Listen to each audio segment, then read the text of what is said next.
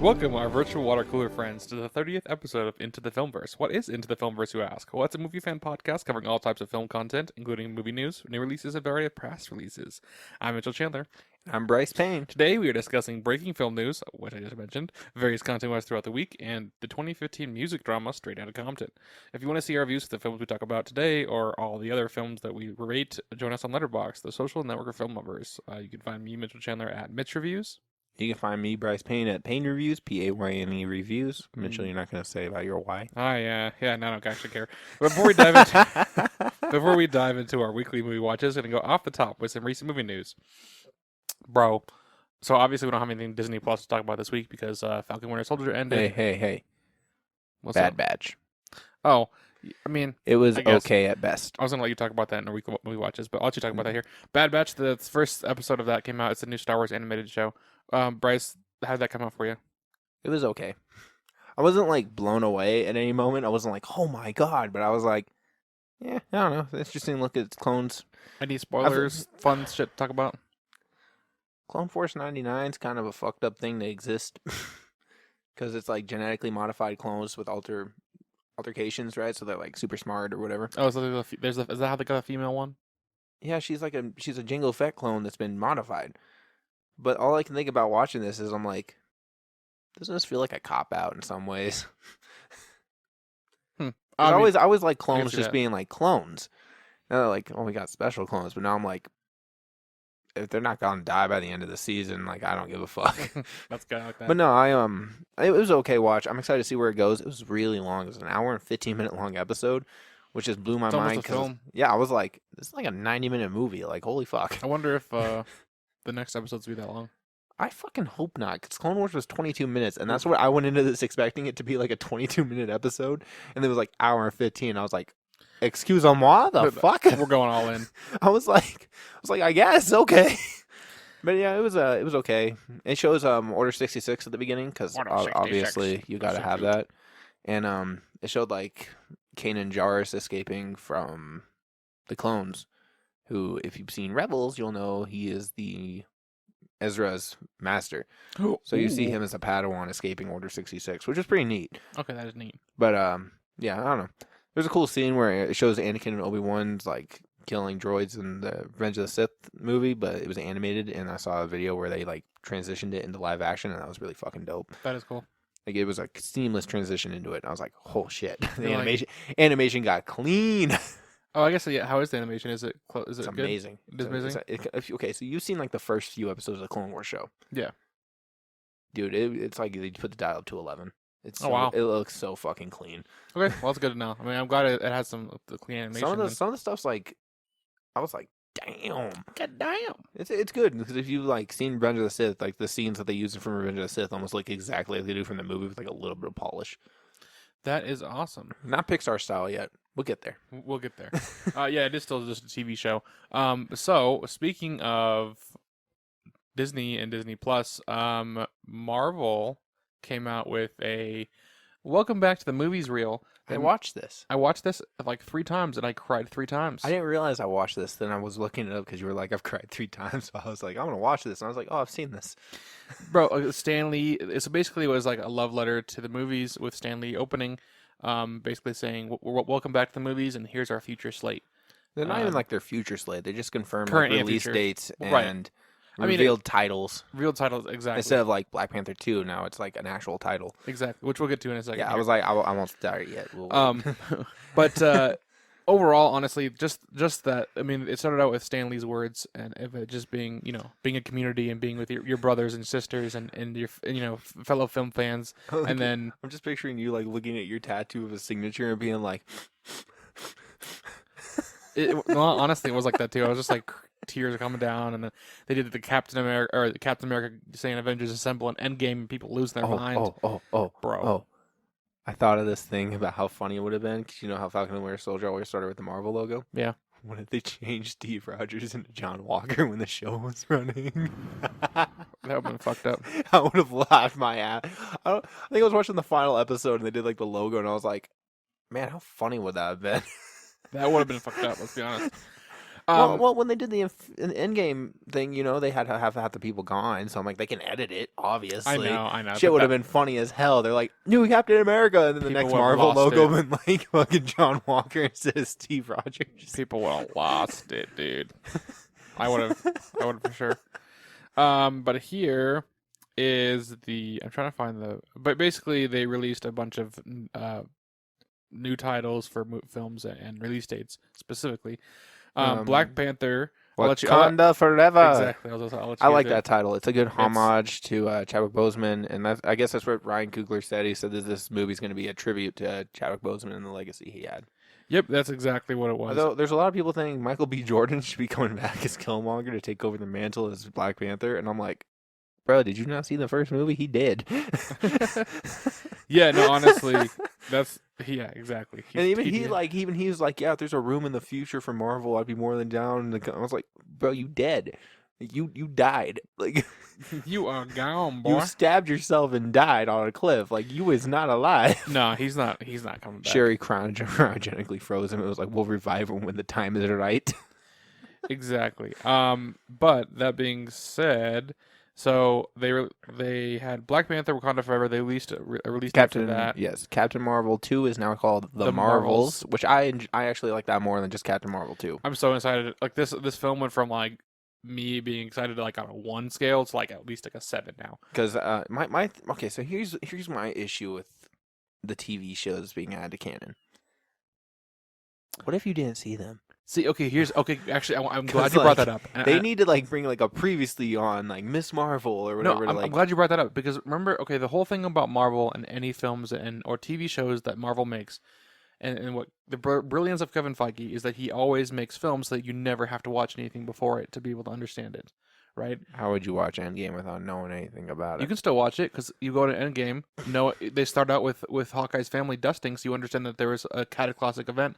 You follow Steve Rogers. I want to know the motherfucker that just watched one Marvel movie completely out of context just to be like. There are people that do that, and I've talked to even some like writer friends that have watched. Actually, I was texting with one of my writer friends now, and she's rewatching the whole MCU chronologically. But there was a lot of films she hadn't watched before, so it's filling in the gaps. But I know it's probably just us, but I feel like that's a crime. I know. I agree with you. I'm like, if you're gonna watch it, just like, why even start at the end? Like, why do you watch it? That's like someone being like, yeah, I'm gonna finally watch those Marvel movies. Oh yeah, man, which one are you gonna watch? Far From Home. No, exactly. No, I 100% agree with you. But the Civil War. To my point on this, and why I believe that you don't have to watch any other Marvel films to understand what's going on, is because Doctor Strange was actually in the original script at the beginning of the last episode of WandaVision. And the reason, and Kevin Feige just came out in a statement and said why he took him out was because he believed that it would have taken away from Wanda's character, and it was almost like a setup for Doctor Strange 2. Sorry, yeah. I just feel like it's her own story. It's gonna be weird. Just like, God, I'm trying to think of like what a show to use as an example. Let's think of like, let's do WandaVision. If Wanda just shows up and no one's seen WandaVision, and she just shows up in like a movie, all powerful and fucking like with the Necronomicon shit. But here's the thing: all it takes was one line. All it takes was one line. I mean, all they gotta say is like, Wanda comes in and he's like, He's like, what the hell happened to you? She's like, I learned shit. I mean, that's all they gotta do. Be like Iron Man 2 when Rhodey shows up and he's like, Rhodey, it's you. Yeah, it's me. I'm here. Get over exactly, something like that. I mean, they just got. It's simple. It just feels weird to me because it right. kind of worries me because I'm like, obviously I'm gonna watch the shows when they come out. I know, but I have friends who aren't gonna watch the shows and just focus on the movies. Right. And I'm like, what if something like major happens in the show? Well, I mean, obviously we've seen Falcon and Winter Soldier and we've seen WandaVision. And there's nothing like. But here's the thing: can destroy the canon universe. Yeah, like I mean, as far as Sam Wilson's Captain America, self-contained. But like, but you know, Endgame, he gave the shield to Falcon. Right. He shows up with a new suit. All right, no questions exactly. asked. But then I'm like thinking about things like, Hawkeye. Like now there's Kate Bishop, or if they bring a Young Avengers movie in, like you have Wicked and Speed. You are right. There is a big. There's some stuff that's going to get like that. There could be some like you made, but I know that their goal is always to make sure you don't have to watch a previous project to understand the next project. So we'll have to see if they keep going. They keep that going forward. Yeah, because I'm just a little worried about it. I'm like, no, you are right. There's some stuff that I'm like, you can do whatever the fuck you want. Like Moon Knight, don't give a fuck. Moon Knight's just gonna be a dope fucking multi-personality ass kicking man. Like he can do whatever he wants. But then you get the things with like Hawkeye character development or like Wanda's character development or Falcon's character development. I'm like, I feel like some people are gonna miss out on some of this shit. Like, Now, speaking of the Miss Marvel, we saw her costume on set recently. it looks good. I think it looks good. Dope as fuck. Honestly, one of the cleanest costumes they have in the MCU. Yeah, And I do too. I think with Phase 4, they're actually, and it's gonna sound horrible, but like the suits in Phase 1 to 3, I don't want to call them simple, but you got like, you know, Captain America's always looked really good. Mm-hmm. Tony Stark's fucking, you can see the progression, looks amazing. I really But prefer like, stuff at the you know, originals, but that's Black Widow's suit was just a black suit. Yeah, they've been more embracing the comic book I'm style. like, Quicksilver was literally just a shirt, like a tracksuit. Quicksilver's bad. But see, you know what they've done, and the reason it starts working now is because they've built us up on a foundation of reality. Like as far as like this stuff could happen in real life. And Kamala, like her costume, if you looked at it, it looks like something like a teenager would make. But that's the whole point, is because it's like a Kamala Khan character. Like that is something that it makes sense in that universe why she would make that, because she's a fan of all the superheroes. Exactly. Okay, now I'm gonna bring this up because Kevin Feige said it's no longer canon. Agents of S.H.I.E.L.D. is no longer canon. Really? I didn't. When did he say that? He said all TV shows aren't canon anymore. Daredevil, all that shit, done. Agents of S.H.I.E.L.D. included. Like the Agents of S.H.I.E.L.D.'s finale apparently made it like in a parallel universe. Did it really? To try to cop out. Wow. But here's my issue with that is Agents of S.H.I.E.L.D. delved heavily into Inhumans. Kamala Khan's an Inhuman. So how the fuck are you gonna connect? If it's not canon, so right. But yeah, but Kamala Khan has stretchy powers, and if she's not an Inhuman, and she can't be a mutant because they haven't introduced those yet. I mean, but she could just have.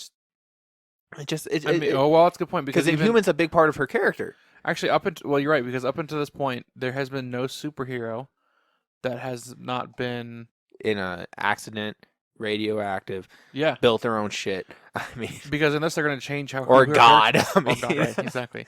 Unless they're going to change how her character is and her origin, then I don't know. Yeah, because that's what's really interesting. Because I've seen Agents of S.H.I.E.L.D. and I'm like, Terrigenesis is a huge thing of Agents of S.H.I.E.L.D. Like the Inhumans are huge in that. But if you're just going to scrap them all of a sudden, and then if they don't scrap it, where have all the Inhumans been? Because remember, they even had an Inhuman like on their release schedule a while back. Remember that? Yeah, and then they changed it to a TV show. And then that also doesn't exist anymore too. So yeah, because it bombed. Exactly. But yeah, it's like weird. I'm interested to see how they make. I'm excited for that show. Miss Marvel into like, you know. Because as much I didn't really like her that much in the game. In the Avengers game. I never finished the game.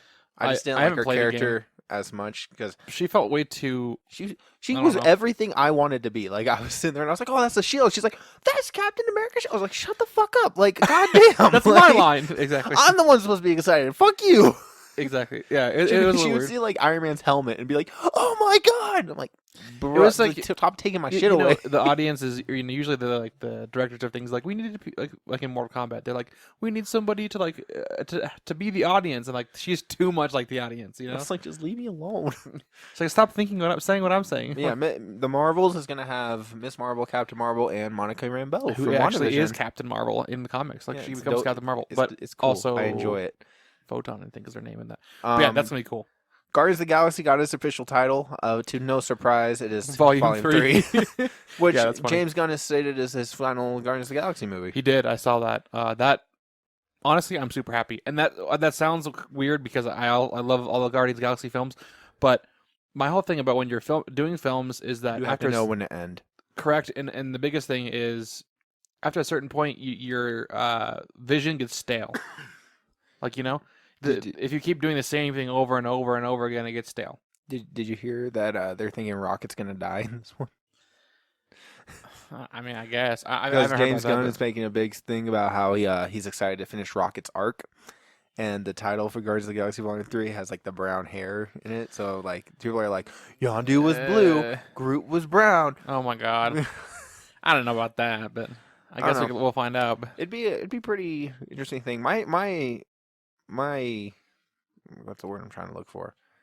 I'm really curious to see if like what happens to the Guardians after Volume 3, because they can't just be like, and they're gone. No, of course not. No, I mean Chris Pratt will be 100% still be there. I know that for a fact. I mean that's not, and then I'm sure Gamora is going to be in some capacity there.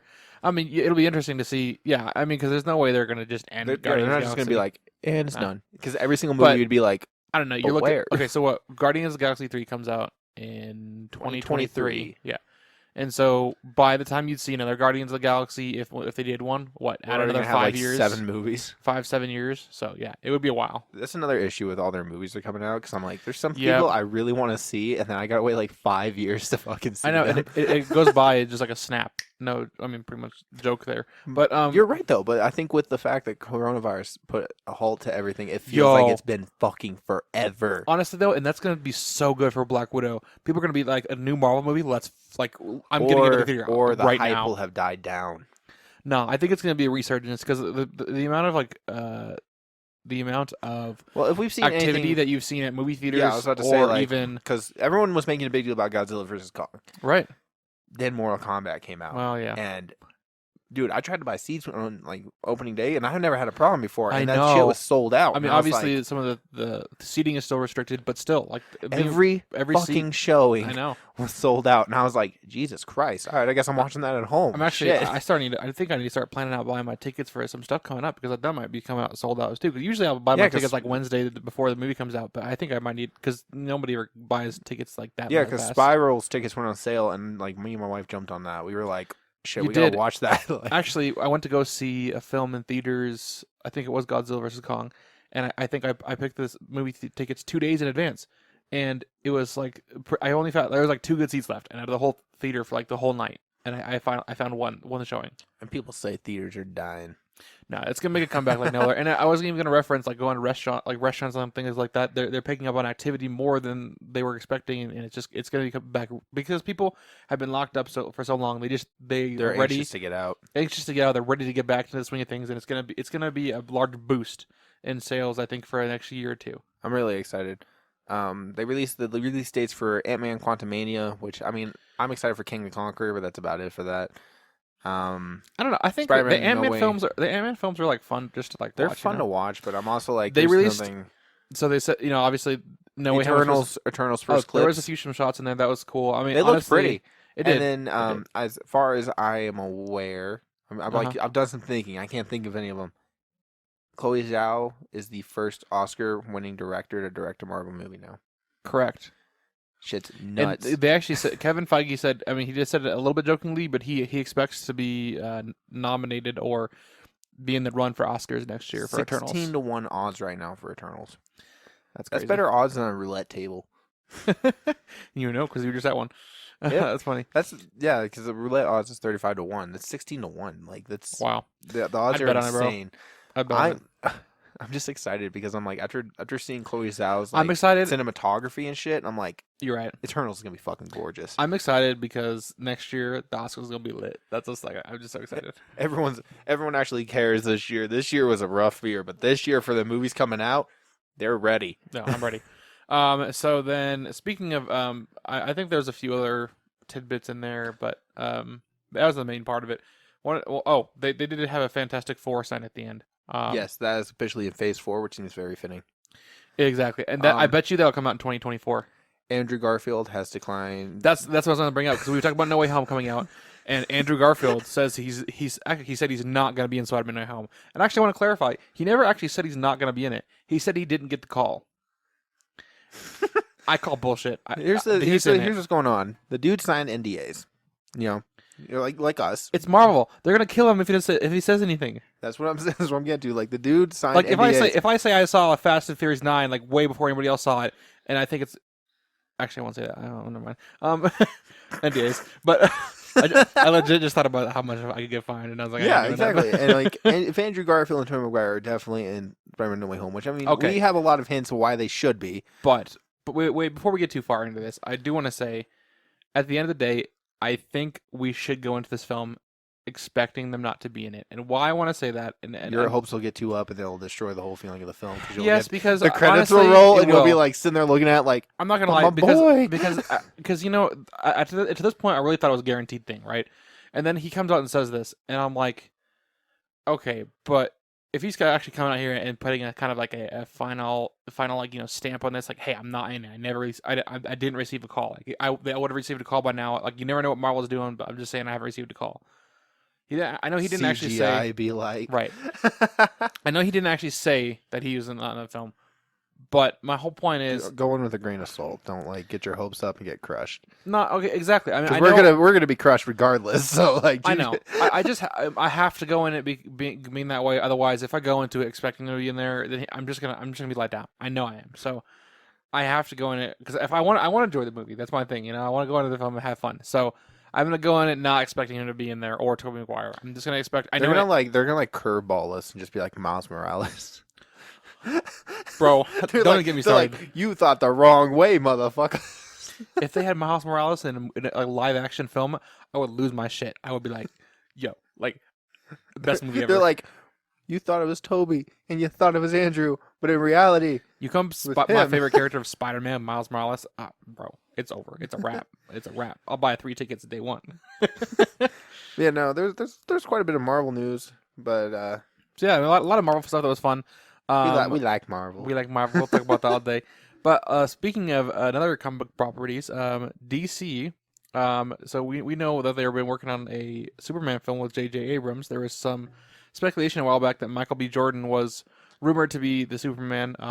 But I think he, at one point he said that he wasn't being considered for Superman. But he said, but that being said, they just officially announced, this comes from the Hollywood Reporter, that they are looking for a black Superman. About goddamn time. They're looking for a black Superman, and they also mentioned that with a black director as well. They do not want.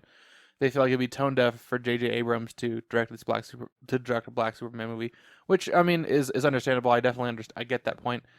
It just makes. Do you ever feel like with all the new things coming in about like the focus on other cultures and races in cinema that they're kind of just shoehorning it in due to recent events?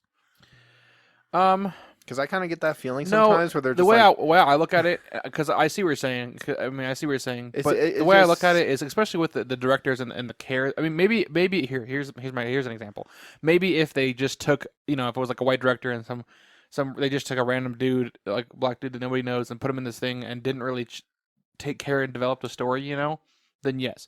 However, I feel like this is just like, especially with Captain America and Sam Wilson, Sam Wilson becoming Captain America. And them actually going out to trying to find a black director, and they have a black writer, and they want to do a black Superman. I do feel like they're taking the time and care. It's not just a shoehorn thing. It's that they're taking the time to acknowledge that it's an issue and they want to address it. It just comes like everything's recognizing the issue now, so it almost feels like, to me at least, the studios are just trying to be like, look, we're doing the right thing. Well, let's be honest. I mean, regardless, the studios want to make money, and so they're going to do whatever that makes money. But that also being said. I think it should. A lot of the stuff in recent times have brought to light that we need to start paying more attention, and I think that's what people start doing. I'm like, I just feel like it shouldn't be like wow, look what they're doing finally. It should be like, yeah, cool, that's dope, instead of like, look, we're making progress. It's like, you should have had progress a long time ago. It should be such an achievement now. That doesn't mean it still can't feel good when it happens. I mean, to me, it just I don't know. Something about there being a black Captain America and a black Superman. It just makes me so happy. It just feels like something that should have been standard already. And exactly. Not just be like, we had the whole like protest and shit last year. We should be doing everything now. I'm like, I feel like you guys should have been on top of this a while ago. I don't know if this is an appropriate thing to say, but just knowing that people are out there pissed off because there's white Superman as a black, it just kind of makes me happy a little bit. I'm just like, yeah, fuck you and your racist ass opinion, like. Just like, yeah, Sam Wilson, Captain America, fuck you. Like, I don't know, It's just, I don't know. I feel like the studios are making too big of a focus on trying to make not trying to like make characters, but like. And what we've seen what Sam Wilson. I mean, that just seemed like a natural progression of the story. Yeah, they were building up to that, but it seems like there's a lot of like movies coming out today to try to like. You also got to remember though, when they make films, as far as they're years in the process of making, so it takes a long time for a film to get made, and so a lot of this information we're getting, probably months and months later. So yeah, I mean, I do see what you're saying. But that's the thing though. They always adapt. Affected the movie industry. I mean, I could definitely see. But I'm excited regardless because I'm like, it's about fucking time. Let's have more representation. But it just doesn't feel like it should be an all at once thing. Like it should have been already here. But and another thing, and not even just all at once, but it better continue to happen as well. Yeah, it's like 5 years from now they're gonna be like, back to normal. Exactly. Better to continue to happen. We did what we had to do. Exactly. Yeah. But it's almost like with the Oscars, because there's a lot more women winning awards and focus on that stuff. Like it just feels like about goddamn time, right? Yeah, it's like this should have been standard. This shouldn't be like some pinnacle of like, oh my god, we have a first Muslim actor. Like, bruh, this should have been already a thing. Like you should just be like. But it is good. It is good to celebrate those moments. It's our second female winning director for 93 years. I'm like, you are right. It is one of those things. Like, come on, it should have happened already. Come on, yeah, come on, man. But it's one of those things where it's still nice to celebrate because if it's like the first few things that have happened, it's still nice to acknowledge and celebrate that those things are happening now, whether or not they need to be. It just feels wrong. It's like it should have already been here. No, you're right. Exactly. It feels. So it reflects bad on the people, other people, but it's also like it's good. It's happening. It just feels a little late, but at least it's happening now. Correct. Yeah. Exactly. So with that down, we're gonna venture onto some of our weekly movie watches. I am very not good at watching films, so I did not watch a goddamn thing since last week. I honestly don't even know how a whole week went by and I didn't watch anything. But Bryce, what did you get to watch this week? All right, well, I'll start off. I will watch the Netflix Oscar-winning documentary, My Octopus Teacher. I heard about that. I do want to watch that. It was fucking gorgeous. It is so beautiful. It is very touching. Never thought that I would get emotional over an octopus. That is something I never thought would have happened for me. To the point where, like, you're hearing about this octopus and how attached this man is to her. And, like, I got in tears because I was like, she's going to die because she's a female octopus and they die when they give birth. And I knew it was coming. That's beautiful. And it was like, he'd be like 211 days of him every single day going out and seeing that octopus. That's beautiful. It's like 211 days. And I was like, oh, fuck, who knows how old that octopus was when you met her? Like, oh my God, right? It could be over. Surprisingly, he got almost like 320 days. That's awesome. Almost a whole year. Like, yeah, but he got, like, it's one of those things where, like, you get attached to something you know is going to die. I mean, okay, but so you gotta think that some of that was probably like glorified, like him being actually attached to it. Yeah, man, like it would come out of its den. Like he would like go in every day and see it, try to get like accustomed to it. And one day he put his hand down and reached out and grabbed him. Because octopuses are extremely intelligent, right? And it would like when he'd see him, it'd like poke it out and be like, "Oh shit, what's that?" And it'd be like, "Oh, it's the human," and just come out and like swim with him and shit, okay, and like cool. land on him. And like let him hold her and shit. Like, no, I know, but like there is an attachment there. Okay, and then in my head, I was like, you could just take her. You could just take her home. No one's gonna stop you. I know he's interfering with nature. Yeah, he kept saying like, it's how nature works. I'm like, man, fuck nature. Take your baby. Like, that's beautiful. But yeah, like it was so, she's so smart. Like there was one scene where like a shark bites off one of her legs.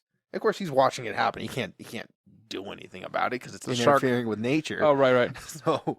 He sees the arm tear off and she like hides in her hole, and then like I think like he said like a week later he sees the little arms growing back and he's like, it's amazing. And I was like, this movie's so fucking gorgeous. That's hilarious.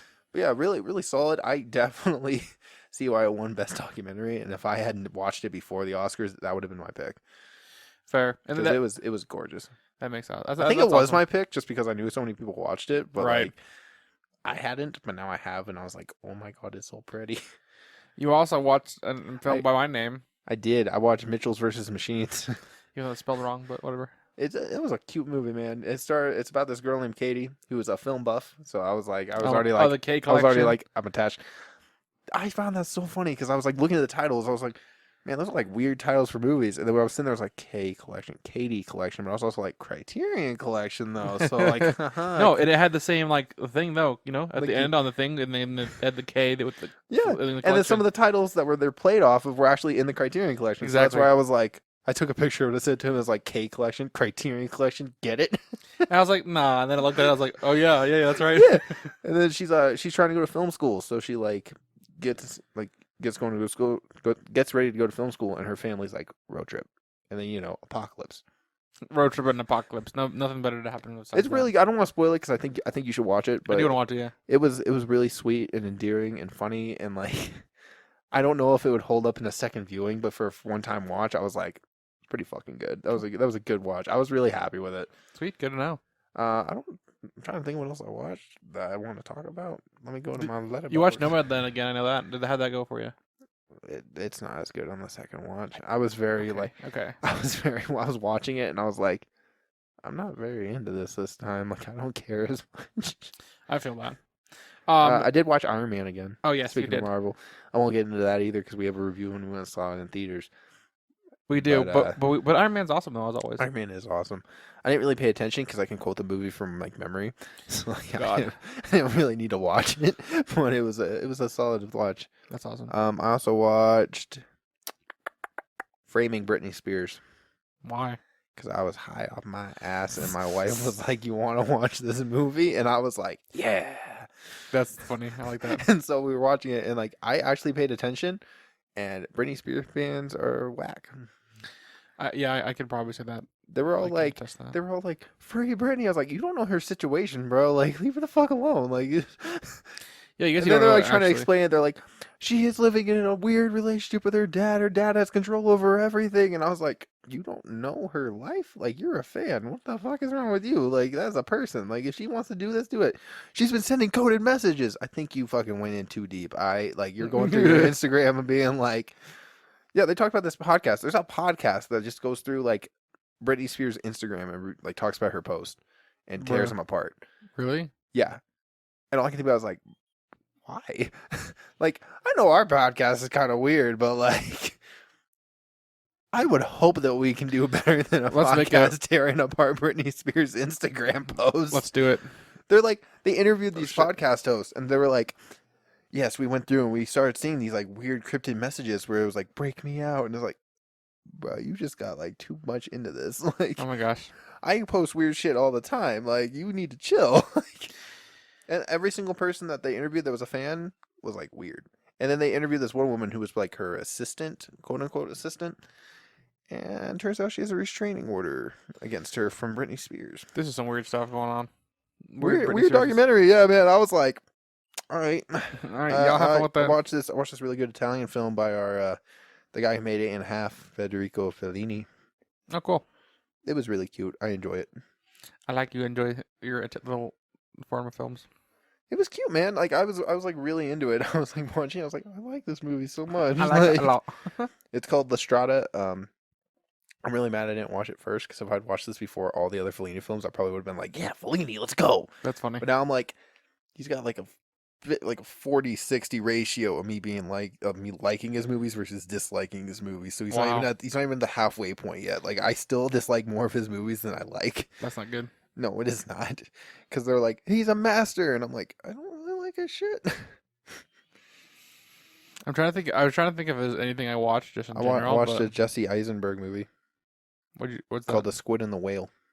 Any good? Think Marriage Story, but with Jesse Eisenberg. No, I'm good. I'm out. I don't like Jesse Eisenberg, man. There's not a thing I've seen in a minute. I'm like, you're cool. To be fair, my review said... Now You Can See Me. I don't like it. I said, an absolutely charming film about how children handle divorce. Love Jesse Eisenberg in this. Really felt his monotone acting shine through. Burn.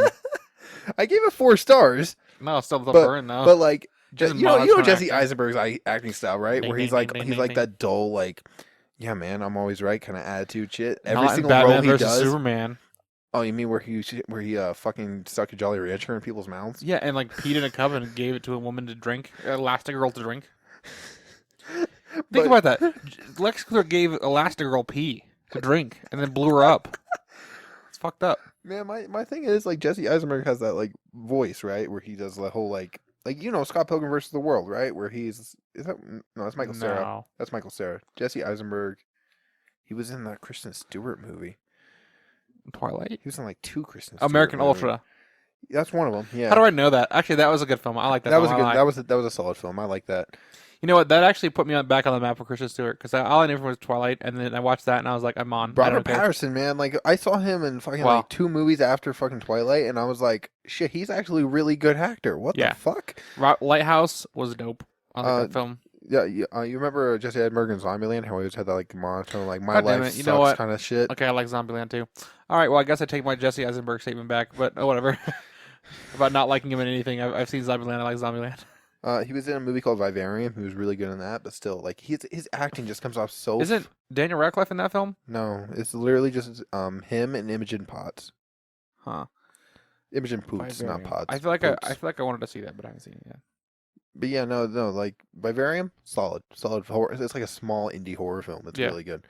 But no, like he has this monotone voice when he acts, and like Yeah, I know what you're talking about. it fucking bothers the shit out of me, and that's all he fucking sounded like in this movie the whole goddamn time, was just the same monotone fucking voice about how much his life sucks, and I was like, I could give a fuck less. My life sucks. But at the same time, I was like really into the film because I was like, it's just. Turns out it was produced by Wes Anderson, and I'm sure that has something to do with how I felt about it. Makes sense. It felt very Wes Anderson. After I saw his name, I was like, I could see it. Makes sense. I can feel the energy there. Well, I watched a lot of movies. I'm sorry. No, yeah, you're okay. Yeah, you make up for what I can't watch. That's all right. I'm like, I watched since Saving Private Ryan. I watched 1, 2, 3, 4, 5, 6, 7, 8, 9, 10, 11, 12, 13 movies plus Straight Outta Compton, so 14. So it's been 7 days. You watch basically 2 movies a day. Yeah, and I know I have some of those days where honestly, I skipped. So. I know, and we have this conversation quite a bit too. But I think the biggest thing for me and I realize it's not even just being at the theater, because I mentioned that like going to see movies at the theater, and I realized specifically because when I watch movies with you, I enjoy them the more. I like watching because to me they're experiential events with people. You like experiencing it with someone. Yeah, exactly. So I mean, I can watch a movie, but it's just not as fun if somebody's not there with me witnessing it. And because I like to being able to have that shared experience, so that at any time, I mean, you can be like, remember that one thing we saw in that one movie, and like, oh yeah, I remember that. Or something like, or we laughed at that one joke together, or something like that. It's about being with somebody and watching the films. You know what I really like? What's watching weird movies by myself. Because then I bring this shit up and I always like people are like, "What the Salo. fuck?" Remember that video I sent you from that one movie I watched where I was like, "Look how fucking whack this shit is." He pulls out of the furnace and it's like a fucking head with typewriter. Oh yeah, you remember that? I was like, "What are you doing, Bryce?" Cronenberg. Oh yeah, that does sound like him. Actually, I mean, we'll actually talk about this next episode. We're getting close to the end here after everything. Wait. I want to talk about Cronenberg has a new movie coming out. That's what I was going to say on the next episode. It is called... Fuck, where is it? I thought it was like Cities or something like that. Cities of Men. City of Men, but I'm trying to... Crimes of the Future. Crimes of the Future, that's what it was. He already made that movie. Way back in the day. It was his first movie. So he's remaking his own movie. But no, I know he wrote it, but he didn't direct. No, he directed it in 1970. What's the script of it? It was 63 minutes long. It says Crimes of the Future is set in a future where sexually mature women appear to have been obliterated by a plague. Nope, that's not what the film is about. Are you sure? Because I'm 100% sure. No, because I watched this. I watched the John Campea show where Robert Meyer Burnett was talking about it, and he actually read the script for what they're doing, and it's basically it's set in the future, like I said, but it's about where there's mutations start happening on people's bodies, where they start growing extra limbs inside of their bodies. So they have to. So there's a circus. Wait, you're gonna watch this? You're gonna watch this Cronenberg film after watching Possessor, which is made by his son, and I'm gonna be like, his shit's always weird. And but it's I don't care about it. You just gotta enjoy the weirdness. No, I'm so excited about this film because it sounds whack and Possessor sounded whack, and you didn't like it. No, I was excited for Best Possessor. Like when I went to it, I was like, all right, I'm interested in this, and it was very dull. Possessor was just dull to me, but that's not about. We're not talking about Possessor. I'm gonna add a David Cronenberg movie to my list of movies to make you watch because that's fine with me because I haven't seen any of his films, and I would be interested in seeing them. It's like they're very specifically. I want to watch The Fly. Is one of the ones I do want to watch. The Fly is really good. Point. Mostly because I would say Videodrome or Dead Ringers. I also want to watch Videodrome as well. I heard that one's pretty good. I don't remember what I gave Videodrome. Oh, 4 stars. Yeah, I guess it was good. We'll have to talk a little bit more about crimes. What was it? Crimes of the Future, right? Crimes of the Future. Yeah. Yes. As we go, I keep wanting to call it Cities of Men. I don't know why I do want to do that too. I don't know why. I think because I called it Cities of Men like a week ago. No, because I wanted to call it the same damn Did you? thing. Okay. Yeah, I'm like, I have no clue why that's in my head. Like, I don't know where it comes from. Me either, but is that a different movie? It probably is. But with that down, we're gonna move on to our Filmverse feature. Each week we pick a movie that we want the other person. It is not a movie. Really? I don't know why. I'll have to look it up. I'll have to look that up. Why it's the way it's thing, but I chose Straight Outta Compton for Bryce to see this. I said this week. Bryce, one movie a year. That's you weren't all looking you get. for. Okay, so here's the thing. You weren't looking forward to this film. No, I was.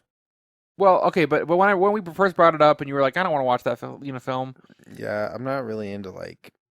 I want to call it rap movies, but like I know what you're saying. Yeah, exactly. I like biopics, but I'm also like I don't really want to watch a movie about guys rapping. Like I don't want to do that. I understand. It basically sounds like that, but then you get into it, and how did you end up feeling about it?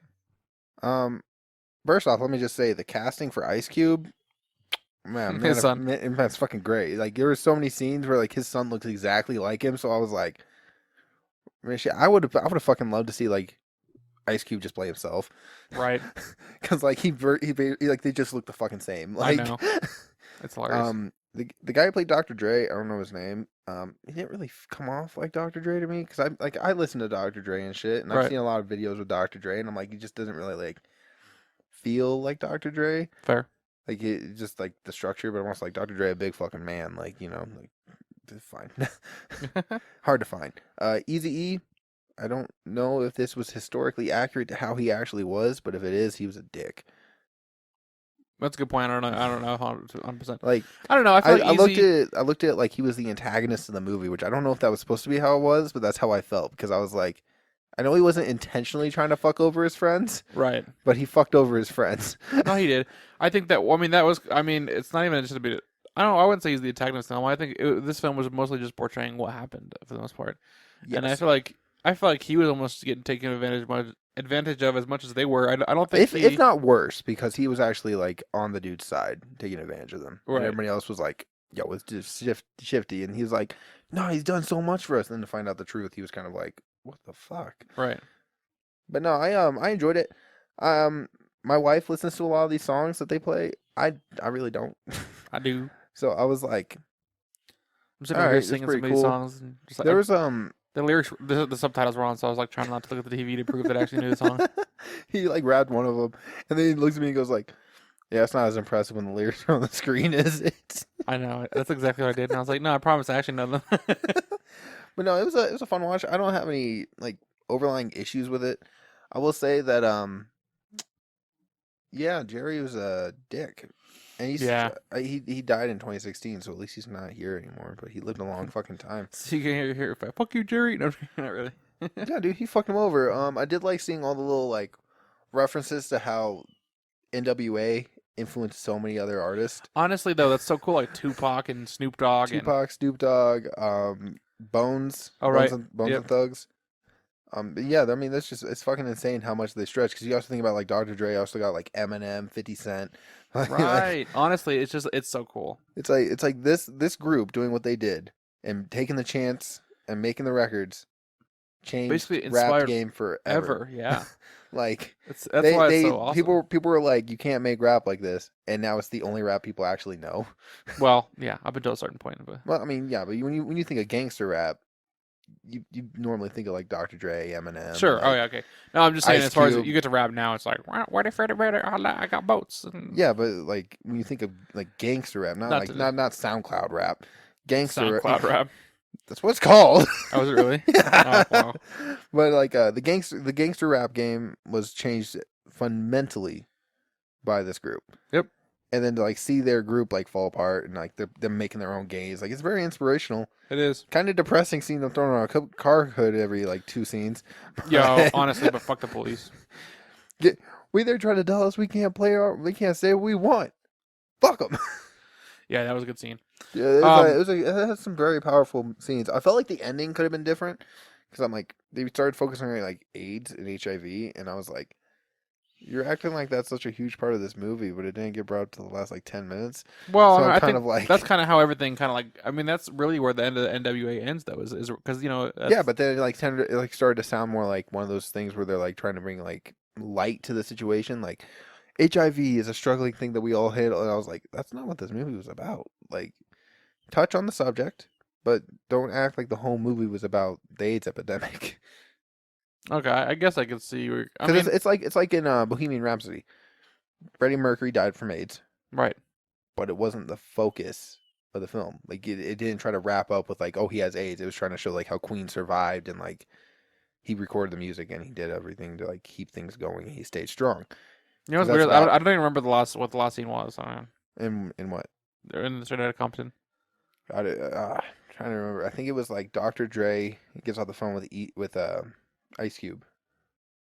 Oh right, and they just say, okay, Yeah, I mean, I guess The ending. I see what you're saying. I know it's like a biopic. The So reason it's like the reason no... I didn't see it that way is because I just felt like that was the conclusion of the NWA stories when Eazy-E died, because that was really when the NWA died as far as everything.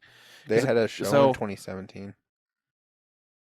Well, yeah, I mean, but as far as like as far as if you're going to look at it chronologically, that would probably be about where I would end it too. But NWA It just felt like they had a lot of focus Easy gone. on the AIDS at the very end. But it was not overly done. Just kind of like I was like kind of touching on this for a really long time. I didn't see it that way, but I can definitely I guess I could see where that would come from, because it did kind of just come out of nowhere. It wasn't even like just I don't know. It's just like I think I checked the time like when he started coughing, and it was like 20 minutes left to the movie, and I was like, all right, so you gotta figure like 10 minutes of credits, right? Because like credits are a thing. So I was like, you're gonna bring this up 10 minutes left in the movie, like 10 to 15 minutes left to the movie, and it was just like the whole last 15 minutes was just like him in the hospital dying of AIDS, and then like they brought up his words about like what he wants people to feel like with the HIV pandemic, and I was like, I feel like this is a weird way to wrap up a movie about like rappers coming out of Compton. But I also get why they did it. But I just felt like they could have been more inspirational about like where Dr. Dre and Ice Cube ended up, and kind of like it's a biopic. Like I wanted like they should show people like, yo, Dr. Dre became da da da da, but not like a cheesy way. Like there's a cheesy way to do it. Right. No, I guess it would have been nice to get like I don't know, like a flash forward with like Ice Cube and Dr. Dre just like chilling, because they could have gotten Ice Cube to be in the movie. Sure, probably. They could have hit him up with like, hey man, we're making a movie about you guys. You guys want to? I mean, they got a son. So. You guys want to do like a cameo and just like have you guys chilling? Exactly. Like show them how successful they are now, and how NWA helped shape them as well. No, that makes sense. Because it kind of just ended with Eazy dying, and I was like, but Dr. Dre and Ice Cube are still that's just so here. sad. Like, yeah, but that's so sad. And right. they became, they're successful, so it would have been. No, you're right. No, I guess you're good. That's a good point. I mean, as far as you saw one member of NWA die, but you didn't get to really see. I mean, you saw Eazy-E die, which was one member of the NWA, but you didn't really get to see what everybody else got to end up doing after that. Yeah, it would have been nice just having like Dr. Dre and like. But the film was already 2 hours and 42 minutes. Oh, fuck, man. A few extra minutes for a scene like that would have been fine. I know. I'm just saying. Would have been nice to have like them at like Eazy-E's grave or something like that, and like doing like a toast or whatever. Just like something like celebratory kind of thing. Like we started here, now we're still here, going strong. Kind of. I don't know. I just felt like it could have ended differently for me. Well, that's fair. But I enjoyed it. I thought it was a good pick.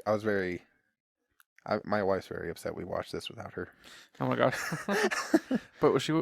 Anyways, so that was awesome. You enjoyed the film. Good. I did. What are your opinions on the film? Because that was all me. Oh no, that's okay. I mean, honestly, I just had forgotten how like just easy this film moves, because that was the biggest thing. Is when I went to sit down and watch this, it was 2 hours and 42 minutes. I was like, this is gonna be a long ass movie. It just blipped by. It went by like I keep using Marvel references, but seriously, it went by so fast, and I just appreciated that so much. It moves seamlessly without. I mean, my whole thing is it's everything. There's all the action. I guess there's not a lot of action, but just a lot of like the scenes they all just have power. If it makes sense, they're all very powerful and visceral, and they all move forward. All their words have meaning, and all of it is just. I literally just thought about the scene where they like pull the guns on the dudes in the hallway, and you're like, dude, that's all awesome. the words have meaning, and I was like, where the fuck you going? No, because that I mean, to me, that whole scene is like it shows that they're partying, but then they're also, because remember that Eazy said earlier, like, I'm bringing my guns with me, and he's like, no, you're not. And he's like, yeah, I'm bringing my guns with me. Don't worry about you. I got me. And then that showed that scene showed that he has got him. And not even that, but just don't fuck with NWA. That's one of the things that it showed. Like, they're partying, like, I don't give a fuck. He's like, bye, Felicia. And then even after they left, he just pushed her out without her shirt on. And I just showed how like gangster they were. Just like, we don't give a fuck. Get out of here, bitch. They're man. The acting in this was insane. It was definitely. May not look exactly like the people except for Ice Cube, but like the acting's insane. Exactly. They did a really good job portraying these people. So Bryce, I know it's your turn to announce the next Filmverse feature. So what do we have got on the docket next week? We're gonna watch Zodiac. Yay!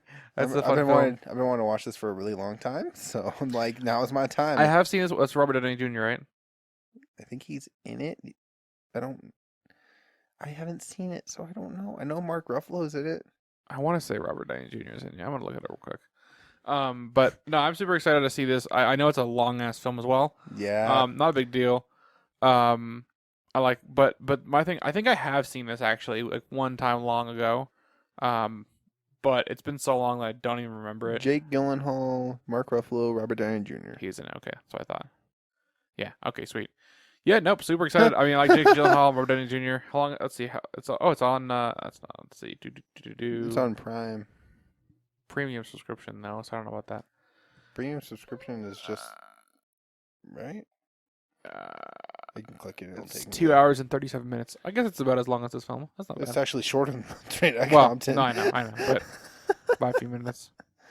Oh, you need Paramount Plus. Oh, I have Paramount Plus. Yes, we do. That's what I'm saying. I have Paramount Plus. Oh, I was like, but we have that. But is it in 4K? Actually, I don't give a fuck. Okay, sweet. Well, so next we're watching Zodiac. Hopefully, you guys can join us for that.